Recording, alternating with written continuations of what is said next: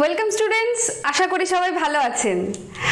আজকে আমরা এমন একটা টপিক নিয়ে আলোচনা করব যেটা কিন্তু সিটেটের সিলেবাসে একদম মেনশন করা রয়েছে। এছাড়াও যারা এনটিএ নিটের জন্য প্রিপারেশন নিচ্ছেন, নেটের কিন্তু পেপার 1 এবং পেপার 2 হিসেবে এডুকেশনের ক্ষেত্রে অবশ্যই কাজে লাগবে।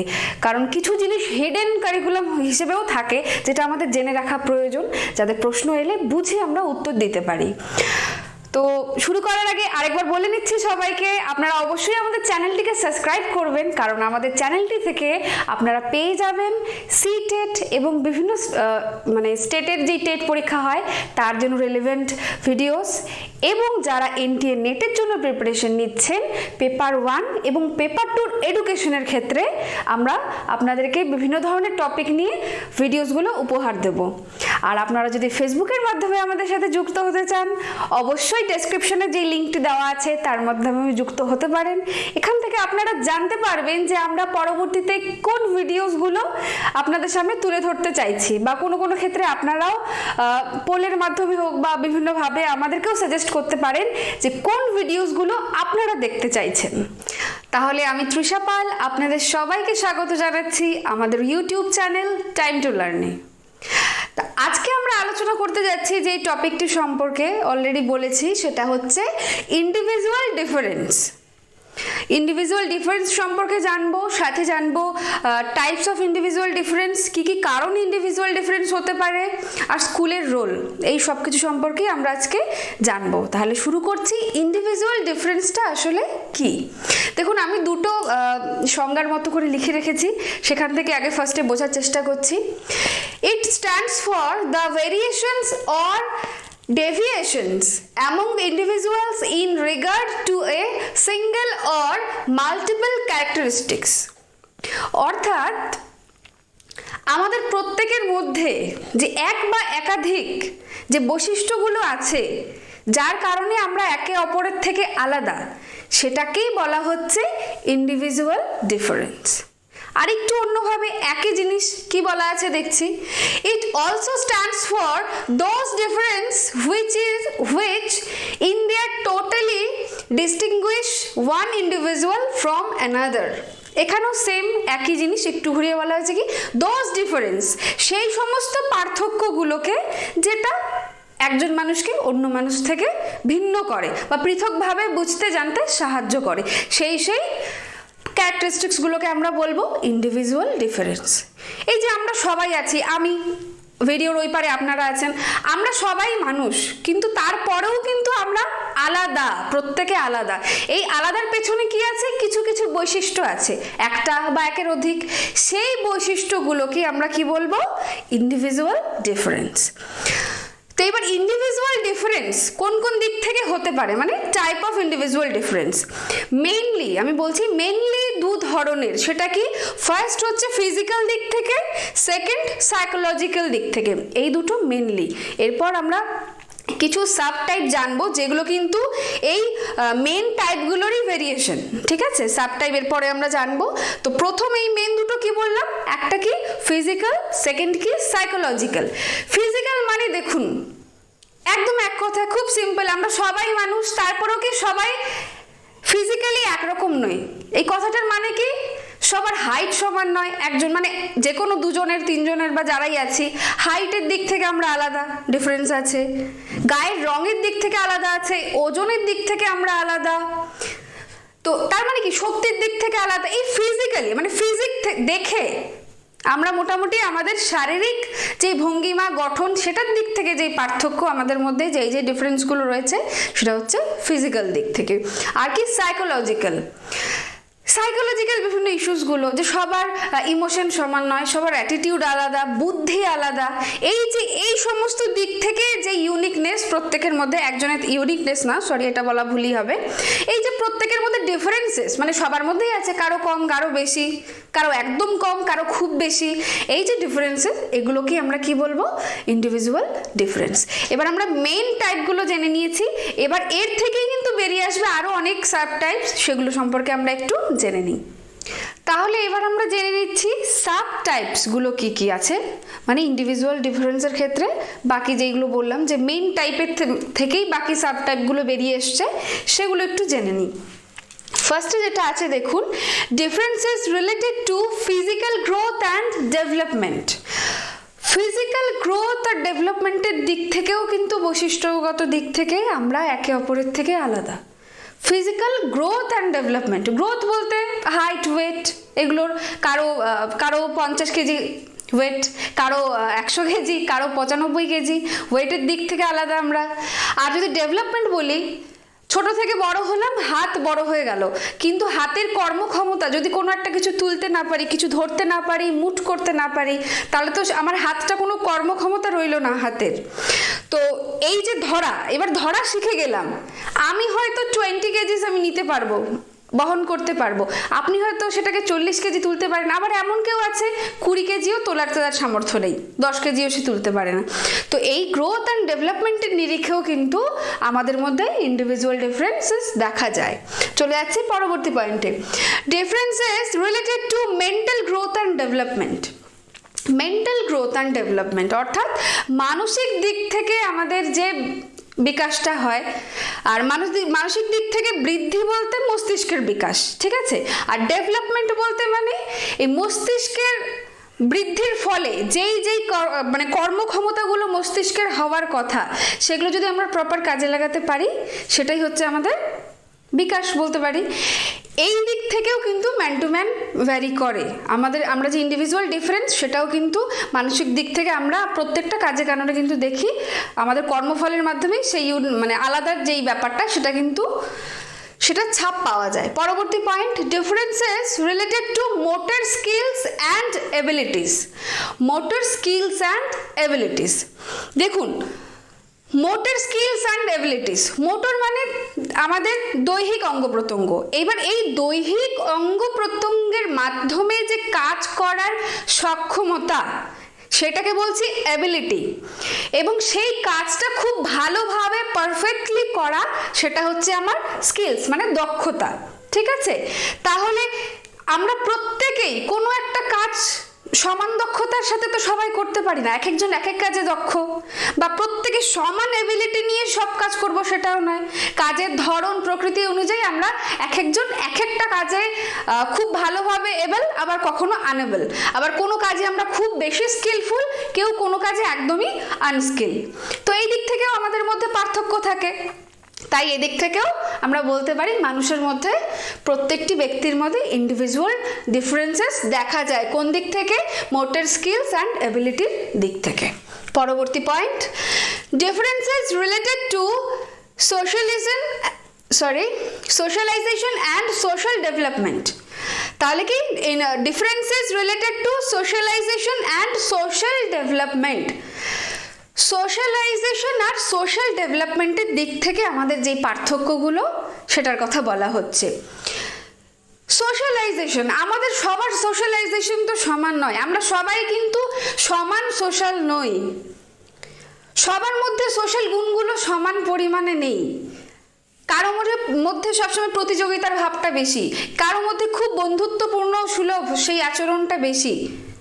কেউ সব দিক থেকে মোটামুটি পারফেক্ট, খুব ভালো সোশ্যালি, তার ব্যবহার, আচার আচরণ সব কিছু, পরস্পরকে সহযোগিতা করে, আর কারোর মধ্যে সেই গুণগুলো হয়তো একটু কম। তাই এই দিক থেকে যে আমাদের ডেভেলপমেন্ট, এটা যে সবার মধ্যে সমান তাই নয়। তো এই দিক থেকেও আমাদের মধ্যে কিছু পার্থক্য থেকে থাকে। চলে যাচ্ছি পরবর্তী পয়েন্ট, সেটা হচ্ছে differences related to morality and character development. ঠিক আছে, মরালিটি আর কি ক্যারেক্টার ডেভেলপমেন্ট। মরালিটি কি? যে আমাদের ভ্যালুর নিরিখে কোনটা ঠিক কোনটা ভুল, সেই যে ডিসিশনটা নেওয়ার ক্ষমতা, সেটা আমাদের মরালিটি। মানে আমাদের কাছে যে জিনিসটা ইম্পর্টেন্ট, যেটার ভ্যালু বেশি, সেটাকে বিবেচনা করে যখন আমরা ঠিক ভুল সেটার সিদ্ধান্ত নিই, সেটা হচ্ছে আমাদের মরালিটি। আর কি বলা হয়েছে? Character development. ক্যারেক্টারের দিক থেকে দেখুন, কাউকে বলে থাকি আমরা মানুষটা খুব ভালো ক্যারেক্টারের, আর কাউকে কি বলে থাকি গুড কোয়ালিটি না, একদম মানুষ হিসেবে ভালো না, একদম ক্যারেক্টার ভালো না। তার মানে কি? কেউ ভালো কেউ খারাপ, অলরেডি এমনিই চলে এসছে ডিফারেন্সেস, কেউ ভালো কেউ খারাপ। আর কি বললাম? মরালিটি তো অলরেডি বললাম যে আমরা কোনো ভ্যালুর নিরিখে যখন আমরা ঠিক ভুলের নির্দেশনা করে থাকি সেটাকে আমরা বলি যে মরালিটি। তাহলে এই যে ঠিক ভুল নির্দেশনা, আমার কাছে যেই জিনিসের ভ্যালু বা যেই ব্যাপারটার ভ্যালু বেশি, আপনার কাছে সেই জিনিসের ভ্যালু নাই থাকতে পারে, ভ্যালুলেস থাকতে পারে, বা আমার কাছে যতটা ভ্যালু আপনার কাছে ততটা ভ্যালু নাও হতে পারে। তাহলে হয়ে গেল তো ইন্ডিভিজুয়াল ডিফারেন্স, তাই না? চলে এসছি পরের পয়েন্টে, সেটা হচ্ছে differences related two aesthetic sense and artistic ability.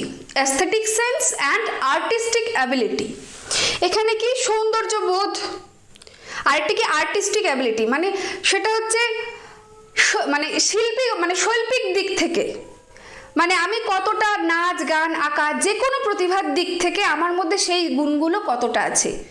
এবার সবার মধ্যে নাও থাকতে পারে এবং থাকলেও পারেও সেই গুণটা কিন্তু সবার মধ্যে সম পরিমাণে থাকে না। তাহলে হয়ে গেল ইন্ডিভিজুয়াল ডিফারেন্স। আরেকটা কি অ্যাস্থেটিক সেন্স। দেখুন কারো বাড়িতে গেলে একদম আমরা মন্ত্রমুগ্ধভাবে চারিদিকে তাকিয়ে থাকি, বাহ ওয়েল ডেকোরেটেড, বা ঘরটা খুব সুন্দর, খুব ভালোভাবে সাজিয়েছে। আর কারো ঘরে গেলে একদম অগোছালো, বসার জায়গায় জামা কাপড়, খাট জোড়ায় জিনিসপত্র, ফ্লোরে সব কিছু, তাই তো? তাহলে একদমই অগোছালো। তো এই জিনিসটা কি, হয়তো যার বাড়ি ভালো গোছানো, যার ঘর ভালো গোছানো, তার হয়তো এই অ্যাস্থেটিক সেন্সটা বেশি, কিভাবে গুছিয়ে রাখলে জিনিসটা ভালো লাগবে, ঘরটা ভালো লাগবে।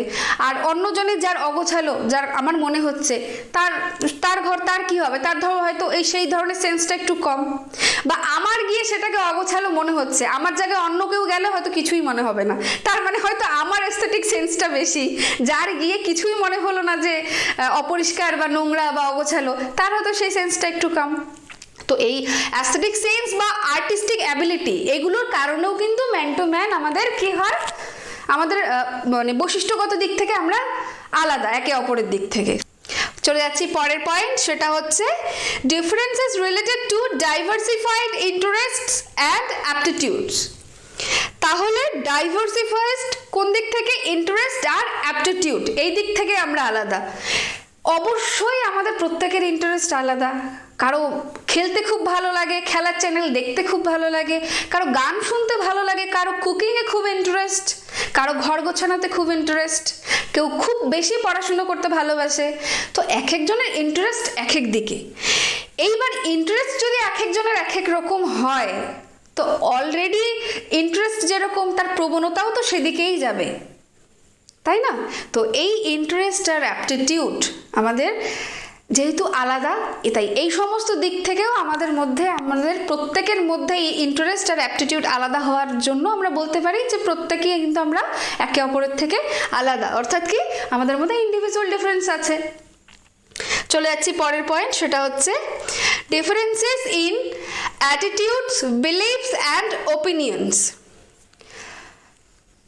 ছোট থেকে বড় অবধি আমাদের এই বেড়ে ওঠা, নানান অভিজ্ঞতা, আমাদের শিক্ষা দীক্ষা, পড়াশোনা, পরিবার, সংস্কৃতি, মানে সমাজ পরিবেশ সব কিছু মিলিয়ে আমরা বড় হয়ে উঠলাম। আমাদের কিন্তু আমরা প্রত্যেকের মতো কিন্তু জ্ঞান অর্জন করি, নিজের মতো করে জ্ঞান গঠন করি। তার নিরিখে কি হয়, আমাদের কিন্তু ওপিনিয়নও আলাদা হয়। একই পরিবারে বড় হয়ে উঠলেও কিন্তু ভাই বোনদের মধ্যে যে একই কোনো একটা বিষয় নিয়ে একই ওপিনিয়ন হবে সেটা কিন্তু আমরা লিখে দিতে পারি না যে হ্যাঁ একই হবে, বলতে পারি না কিন্তু কখনো। ওপিনিয়ন আলাদা হতেই পারে। তার মানে আর কি বলতে পারি, এই যে তার কি বিলিফ, অ্যাটিটিউড, এক ঘরে এক ভাই বোন হওয়া সত্ত্বেও তাদের অ্যাটিটিউড, তাদের বিশ্বাস, তাদের ওপিনিয়ন এগুলো যে একরকম হবে সেটা কখনো বলা যায় না। কারণ এটা আমরা অনেক সময় নিজেরা নলেজ ফর্ম করি, নিজেরা আমাদের অভিজ্ঞতার মাধ্যমে অনেক কিছু শিখি। আমাদের সমস্ত কিন্তু চিন্তা ভাবনা সবসময় যে অন্যকে কপি করে হবে, অন্যের থেকে শিখে হবে তা নয়। আমাদের এই সমস্ত জিনিস কিন্তু এগুলো আমাদের ভেতর থেকে আসে। তাই ওপিনিয়ন বলি, আমাদের বিশ্বাস বলি, অ্যাটিটিউড বলি, এগুলো সব কিন্তু আমাদের সবসময় একে অপরের থেকে আলাদা হয়। চলে যাচ্ছি পরের পয়েন্টে, সেটা হচ্ছে differences with regard to value system and self concept. তাহলে রিগার্ড টু কিসের নিরিখে, ভ্যালু সিস্টেম আর সেলফ কনসেপ্ট। দেখুন ভ্যালু সিস্টেম তো অলরেডি আলাদাই, সেটা আগেও আমরা বুঝলাম। আর কি সেলফ কনসেপ্ট, সেলফ কনসেপ্ট বলতে নিজেকে বোঝা যে আমার মেরিটস কি, আমার ডিমেরিটস কি।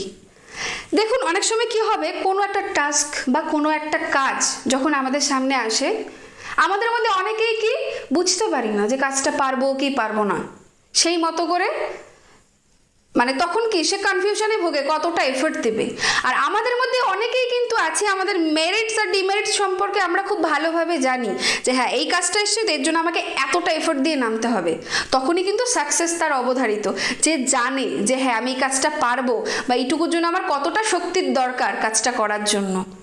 তাই এই যে নিজের সম্পর্কে জানা, সেলফ কনসেপ্ট, এটাও কিন্তু সবার সমানভাবে নিজেকে জানা যে এই জিনিসটা কিন্তু প্রত্যেকের সমান নয়। আমরা সবাই নিজেকে কিন্তু জানি না, যারা জানি তারাই গেন করি। যাই হোক, এই দিক থেকেও কিন্তু আমরা একে অপরের থেকে আলাদা। চলে যাচ্ছি পরের পয়েন্টে, সেটা হচ্ছে differences with regard to levels of aspiration, study habits and achievement. Aspiration, আমাদের প্রত্যেকের অ্যাসপিরেশন মানে কি বলবো, ধরুন ভালো লাগা, প্রত্যেকের যে ভালো লাগা, আশা আকাঙ্ক্ষা প্রত্যেকের কি সমান? কারো তো ইচ্ছে দার্জিলিং গেলেই অনেক, আর কারো ইচ্ছে প্যারিস যাব, কারো ইচ্ছে ডাক্তার হব, কারো আবার আশা আকাঙ্ক্ষা কি যে না আমি যত বড়ই যাই কিছু হয়ে যাই না কেন আমি দেশের জন্য কিছু করব। আবার কেউ কি না আমি নিজে ভালো থাকলেই হলো। যাই হোক, আশা আকাঙ্ক্ষা যার যার মতো। তারপর কি স্টাডি হ্যাবিট, আর কি আছে অ্যাচিভমেন্ট। আমরা যতটুকু পর্যন্ত আমরা বড় হয়েছি, আমরা যতটুকু অ্যাচিভ করেছি, সেটা কিন্তু আমাদের পরবর্তী যে অ্যাচিভমেন্টের লেভেল বা পরবর্তী যে চাওয়া পাওয়া, সেটা কিন্তু অনেকটাই নির্ভর করে। এবং সেই দিক থেকে কিন্তু আমাদের মধ্যে কিন্তু মানে এক ব্যক্তি থেকে অন্য ব্যক্তির মধ্যে কিন্তু একটা ডিফারেন্সেস তৈরি হয়। ধরুন দুজন ব্যক্তি কোনো একটা কিছু টাস্ক ধরে নিলাম, কেউ লেভেল 1 পার করেছে আর কেউ লেভেল 3 অবধি পার করে নিয়েছে। যেহেতু আমরা অলরেডি জানি আমরা কি মেন্টালের দিক থেকে আমরা আলাদা, কারো বেশি কারো কম, মেন্টালি আমাদের development growth, physically growth and development আলাদা। তো সেই নিরিখে বলছি, ধরুন একজন লেভেল 1 পর্যন্তই তার খুব কষ্টকর, আর একজন লেভেল 4 অবধি পার করে গেছে। তো দুজনের চাহিদা, দুজনের আশা আকাঙ্ক্ষা, দুজনের অ্যাসপিরেশন কি এক হবে? যে লেভেল 1 অবধি পার করেছে, যে লেভেল 4, 5 মানে সে অনায়াসে পার করে গেছে। তো এই যে অ্যাচিভমেন্ট, যার যার অ্যাচিভমেন্ট, স্টাডি হ্যাবিট, এই যে অ্যাসপিরেশন, এগুলো নিরিখে কিন্তু আমাদের প্রত্যেকের আশা আকাঙ্ক্ষা, আমাদের প্রত্যেকের সব কিছু একটা ওয়ে, সবার ভাবনা চিন্তা আলাদা থাকে। এবং এই আলাদা আলাদা ভাবনা চিন্তার জন্যও কিন্তু আমরা প্রত্যেকে একে অপরের থেকে আলাদা। চলে যাচ্ছি পরের পয়েন্টে, differences with regard to learning performance. Learning পারফরমেন্সের নিরিখেও আমাদের কি একে অপরের থেকে আলাদা হই। সেটা কিভাবে? সবাই তো পড়াশুনো করছি, তো ক্লাসে ফার্স্ট সেকেন্ড থার্ড 1 থেকে 10 10th অবধি র্যাঙ্ক দেওয়া হয়। কেন দেওয়া হয়? কারণ আমাদের প্রত্যেকের তো আলাদা আলাদা মেরিট ওয়াইজ সবাই আলাদা। কেউ 90% পাচ্ছে, কারো 40% পেতেও কষ্ট। কেউ একবারে পড়া বুঝে যাচ্ছি, কাউকে কিন্তু 4বার 5বার পড়াটা বুঝে তারপর আয়ত্ত করতে হচ্ছে। তাই আমাদের কি লার্নিং পারফরমেন্সটাও আলাদা। লার্নিং পারফরমেন্স যখন আলাদা, তার মানে তো বোঝাই যাচ্ছে যে আমরা একজন আরেকজনের থেকে আলাদা। যদি এক হতাম তাহলে তো সবাই একই রেজাল্ট করতাম, সবাই ফার্স্ট হতাম। চলে যাচ্ছি একদম লাস্ট পয়েন্টে, সেটা হচ্ছে differences with regard to overall development of personality. অর্থাৎ পার্সোনালিটির নিরিখেও কিন্তু আমাদের মধ্যে ইন্ডিভিজুয়াল ডিফারেন্সেস হয়ে থাকে। কাউকে দেখে কিন্তু আমরা বলি বাহ পার্সোনালিটি তো খুব ভালো, আবার কাউকে দেখে লো পার্সোনালিটির, এতটা ভালো ইমপ্রেসিভ না পার্সোনালিটি। তার মানে কি দুজনের মধ্যে পার্থক্য আছে। কারোর মধ্যে খুব লিডারশিপ, কারো পার্সোনালিটির মধ্যে কি লিডারশিপ কোয়ালিটিটা খুব ভালো। তো এইরকম করে একটি মানুষের সাথে অন্য মানুষের কিন্তু পার্সোনালিটির দিক থেকেও আলাদা যেই ব্যাপারটা বৈশিষ্ট্যগুলো আসে, সেগুলোই কি ইন্ডিভিজুয়াল ডিফারেন্সেস। তাহলে এগুলো সব গেল ইন্ডিভিজুয়াল ডিফারেন্সেসের টাইপ। এটা কি টাইপ বলতে সাব টাইপগুলো, কারণ মেন দুটো টাইপ কিন্তু আগেই বললাম কি একটা ফিজিক্যাল দিক থেকে আর একটা সাইকোলজিক্যাল দিক থেকে। এইবার এই যে এতগুলো টাইপ, মনে হচ্ছে না কেন হয়? ইন্ডিভিজুয়াল ডিফারেন্সটার কারণ কি, কেন হয়, সেই কারণগুলো এবার একটু জেনে নিচ্ছি। তাহলে এই যে ফিজিক্যাল এবং psychological type of individual difference, সেটার কারণটা কি, সেই কারণটাই এখন আমরা তুলে ধরছি। এই যে পার্থক্যগুলো হয় তার কারণটা হচ্ছে হেরিডিটি এবং এনভায়রনমেন্ট। আবার কোনো ক্ষেত্রে হতে পারে দুটোর কম্বিনেশন, অর্থাৎ বোথ। দেখুন ভালো করে বুঝবেন, কারণটা কি হেরিডিটি অথবা এনভায়রনমেন্ট। আবার কি হতে পারে কোনো কোনো ক্ষেত্রে বোথ কম্বিনেশন, মানে দুটোই, হেরিডিটিও আবার এনভায়রনমেন্টও। এটা আবার ভেবে নেবেন না যে সাইকোলজিক্যাল মানেই সেটা হয়তো এনভায়রনমেন্টাল বা ফিজিক্যাল মানেই সেটা কি হেরিডিটিক্যাল, একদমই নয়। একটা উদাহরণ দিচ্ছি, আপনাদের ক্লিয়ার হয়ে যাবে। দেখুন ফিজিক্যাল দিক থেকে যদি বলি, ধরুন কারো গায়ের রং আমরা জানি এটা কি হেরিডিটি কিছুটা আমাদের ম্যাটার করে। যদি পরিবারের সবার গায়ের রং একটু ডার্কিশ হয় তাহলে এটাই এক্সপেক্টেড যে পরবর্তী প্রজন্মও কি হবে, গায়ের রংটা হয়তো একটু কালোর দিকেই হবে। কিন্তু সবসময় যে হেরিডিটি ম্যাটার করবে সেটা নয়। এমন একটা জায়গায় হয়তো বাচ্চাটিকে নিয়ে যাওয়া হলো যেখানে হয়তো সূর্যের আলোর কিন্তু অনেক কম, এমন একটা ভৌগোলিক পরিবেশে, সেখানে অটোমেটিক তার গায়ের রং কিন্তু অনেকটা ফেয়ার হয়ে যাবে। বা উল্টোটাও হতে পারে, যদি গায়ের কালার ফর্সা হয়, এমন একটা ভৌগোলিক অবস্থানে তাকে নিয়ে যাওয়া হলো ছোট থেকে, তার ফলে কিন্তু অটোমেটিক তার গায়ের কালার সেই ফর্সা থেকে অনেকটা চেপে আসবে, মানে একটু গায়ের কালার মানে কালোর দিকে যাবে আর কি। আবার দেখুন উল্টো দিক থেকেও যদি বলি, ধরুন বুদ্ধিটাকে আমরা কোন ক্যাটাগরিতে ফেলবো, সেটাকে আমরা ফেলবো সাইকোলজিক্যাল, তাই তো। তো বুদ্ধি মানেই যদি আবার কেউ ভেবে নেন তাহলে বোধহয় এটা তো আর হেরিডিটিক্যাল হবে না, এটা এনভায়রনমেন্টাল কারণ হবে, কিন্তু নয়। দেখুন বুদ্ধি, হ্যাঁ পরিবারের তো অবশ্যই আছে, স্পিয়ারম্যান কি দিয়েছিল, জি আর এস, দুটো ফ্যাক্টর। তো অটোমেটিক আমরা তো ইনবর্ন জন্মগ্রহণ থেকেই একটা জি ফ্যাক্টর নিয়েই আমরা জন্মগ্রহণ করছি, তারপরে এইবার স্পেসিফিক বিভিন্ন কাজের জন্য এস যুক্ত হবে। তাহলে হেরিডিটির দিক থেকে তো আমার জি আছে, প্লাস এনভায়রনমেন্টে আমি যখন বিভিন্ন কাজ করতে যাই তার ফলেও কিন্তু আমি বিভিন্ন ধরনের বৌদ্ধিক কাজ মানে করার যে ক্ষমতা সেটা অর্জন করে থাকি। তার মানে শুধুমাত্র আমরা স্পেসিফিকভাবে কখনোই কোনোটা নিরিখে বলবো না যে এটার জন্য হেরিডিটি বা এটার জন্য এনভায়রনমেন্টাল, দুটোই হতে পারে, আবার যে কোনো একটাও হতে পারে। আশা করি বোঝাতে পারলাম। তাহলে এইবার আমরা দেখে নিচ্ছি ইন্ডিভিজুয়াল ডিফারেন্সের ক্ষেত্রে স্কুলের কি কি ভূমিকা থাকে বা স্কুল কিভাবে তার রোল প্লে করে। ফার্স্ট পয়েন্টে দেখুন, proper knowledge of the individuals potentialities, অর্থাৎ টিচারকে কিন্তু স্টুডেন্টদের পোটেনশিয়ালিটি কতটা সেই বিষয়ে প্রপার নলেজ থাকতে হবে। কারণ সব ক্ষেত্রে কিন্তু এই যে স্টুডেন্টদের পোটেনশিয়ালিটি সেটা কিন্তু প্রকাশিত অবস্থায় নাও থাকতে পারে, সেটা টিচারদেরকে খুঁজে বের করতে হবে কোন স্টুডেন্টের কোন দিক থেকে কতটা পোটেনশিয়ালিটি আছে। ঠিক আছে, চলে যাচ্ছি পরের পয়েন্ট, সেটা হচ্ছে অ্যাবিলিটি গ্রুপিং, অর্থাৎ গ্রুপিং বোঝাই যাচ্ছে গ্রুপ। একটা ক্লাস মানেই কিন্তু অনেকজন স্টুডেন্ট। এইবার বারবার আমরা বলছি ইন্ডিভিজুয়াল ডিফারেন্স মানেই প্রত্যেক মানুষের থেকে কোনো না কোনো দিক থেকে মানে কোনো না কোনো বৈশিষ্ট্যের দিক থেকে আলাদা। এইবার একটি ক্লাসরুম মানেই অনেকজন স্টুডেন্ট, তাহলে তো হিসেব মতো এই প্রত্যেকজনকে আলাদা আলাদা রকম করে আমাদের শিক্ষাদান করা উচিত, তো সেটা তো সম্ভব নয়। তাহলে এই প্রবলেমটাকে সলভ করার জন্য স্কুল কি করতে পারে বা একজন টিচার কি করতে পারে, এই স্টুডেন্টদেরকে কয়েকটা গ্রুপে ভাগ করতে পারে। সেই গ্রুপটা কিসের বেসিসে হতে পারে, কখনো হতে পারে তার লার্নিং অ্যাবিলিটি মানে তাদের মানে একাডেমিক অ্যাচিভমেন্টের নিরিখে হতে পারে, কখনো হতে পারে তাদের আইকিউর বেসিসে, কখনো হতে পারে তাদের মানে স্টুডেন্টদের ইন্টারেস্ট কিসে বেশি সেই ইন্টারেস্টের নিরিখে। যদি আমরা দুটো তিনটে ভাগে ভাগ করে নিই স্টুডেন্টদেরকে, সেই ওয়াইজ আমরা তাদেরকে ট্রিটমেন্ট দিতে পারবো এবং সেটা তাদের জন্যও ভালো হবে। চলে যাচ্ছে পরের পয়েন্টে, সেটা হচ্ছে অ্যাডজাস্টিং দ্য কারিকুলাম। এবার দেখুন, যেহেতু প্রত্যেকের রুচি প্রত্যেকের চাহিদা সব কিছুই আলাদা, মানে ইন্ডিভিজুয়াল ডিফারেন্স এক কথায়, তার মানে কি প্রত্যেকের জন্য যদি সেম কারিকুলাম রাখি তাহলে সেটা কি উচিত হবে? একটু অন্যায় হয়ে যাবে না? ভেবে দেখুন তো।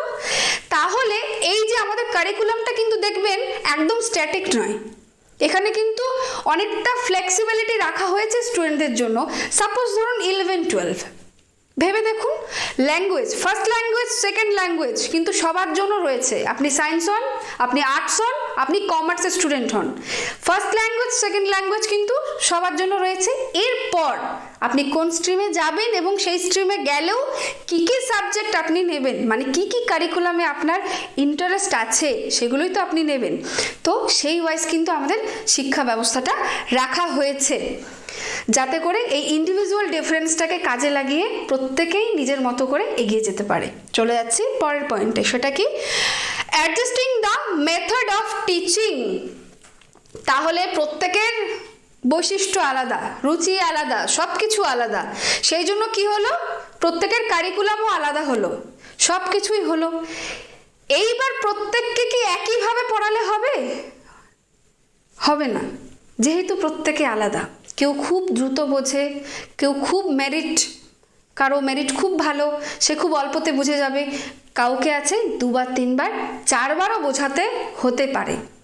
কিছু বিষয় আছে হয়তো, যদি ছোটদের ক্ষেত্রে বলি, হয়তো স্টোরি টেলিং মেথডে আমি পড়াতে পারি, কিন্তু কিছু বিষয় এমন আছে যেটা ল্যাব বেস অ্যাক্টিভিটির মাধ্যমে বোঝালে সেগুলো স্টুডেন্টদের সুবিধা হবে, ক্লিয়ার হবে। সেটা যদি আমি স্টোরি টেলিংয়ের মাধ্যমে পড়াই, সেটা কিন্তু একদমই উচিত হবে না। তো তেমনি সাবজেক্ট ওয়াইজ এবং ইন্ডিভিজুয়াল ডিফারেন্স, সেই ব্যাপারটা মাথায় রেখে আমাদের কি হবে, এই যে টিচিং মেথড সেটাকেও কিন্তু আলাদা করতে হবে, ঠিক আছে? কখনো স্টোরি টেলিং, কখনো লেকচার মেথড, কখনো অ্যাক্টিভিটি বেসড কাজের মাধ্যমে, কখনো ল্যাব বেস, ব্লা ব্লা ব্লা, বিভিন্ন রকম হতে পারে। তো এই ছিল মোটামুটি, খুব আমি সামারাইজড করেই বললাম। পয়েন্ট তো আরও হতে পারে, আপনারা নিজেরাও ভেবে দেখবেন, অনেক পয়েন্ট বেরিয়ে আসবে। আমি সামারাইজড করে এই কটা পয়েন্টের মাধ্যমে বোঝানোর চেষ্টা করলাম। আশা করছি বোঝাতে পেরেছি। যদি ভিডিওটি ভালো লেগে থাকে অবশ্যই সাবস্ক্রাইব করবেন আমাদের চ্যানেলটিকে, যার প্রয়োজন তার সাথে শেয়ার করবেন। সবাই ভালো থাকবেন, থ্যাংক ইউ।